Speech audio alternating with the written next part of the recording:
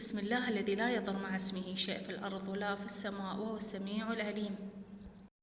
اللهم صل وسلم وبارك على نبينا محمد وعلى آله وصحبه وسلم. بسم الله بدينا، وعلى النبي وعلى آل بيته الطيبين الطاهرين صلينا. شلونكم بنات؟ شلون الصحة؟ شلون الأحوال؟ إن شاء الله كنا بخير وصحة وسلامة وعافية وراحة بال. اللهم آمين يا رب العالمين. ونبدي فيديونا اليوم ونقول بسم الله. أول شي هاي الحبية مصناها نظيف ونقعناها، والحمص مصناه ومنقعينه، وهناي الحمص قام يستوي. وطبعا بنات لازم أول شي تنقعينهن الحمص والحبية حتى تصير هريسة عراقية أصيلة. وهنا يقول يدخل ينظف الطباخ وياكن. وطبعا بنات أتشرف بالمشتركات الجديدات والمشتركات القديمات، إن شاء الله القناة تكبر وياكن يا أحلى مشتركات، وإن شاء الله الفيديو ينال إعجابكم. وفضلا وليس أمرا حطن لايك واشتراك وسووا مشاركة وانزلن على التعليقات صلن على النبي واكتبن تعليق حلو مثلكن.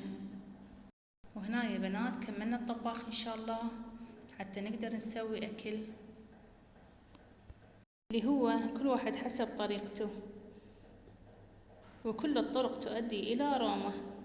يعني بنات أهم شي الطعم والله.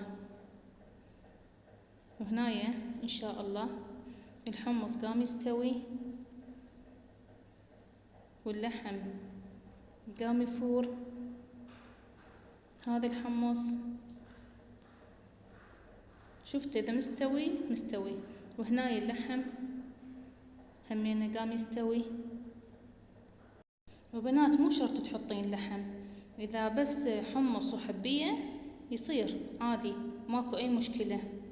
أبد لا تقيدين، مثلا تقولي لا إلا هيك عادي ماكو مشكلة. وهاي الحبية قامت تفور، تبقى تفور بنات إلا تصير سخينة. طبعا بنات ماكو وحدة ما تعرف تطبخ، كلشن تعرفون تطبخن، كلشن تعرفون تسوين أكل، بس يعني المشاركة حلوة. وهنا استوت الهريسة، ومن تستوي تحطين على الوجه دارسين ودهن.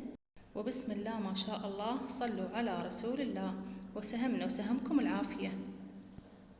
واللهم ديم منا النعمة واشبع كل جوعان، والله يساعد الفقير. وأذكركم بالاستغفار، استغفر الله رب العظيم وأتوب إليه.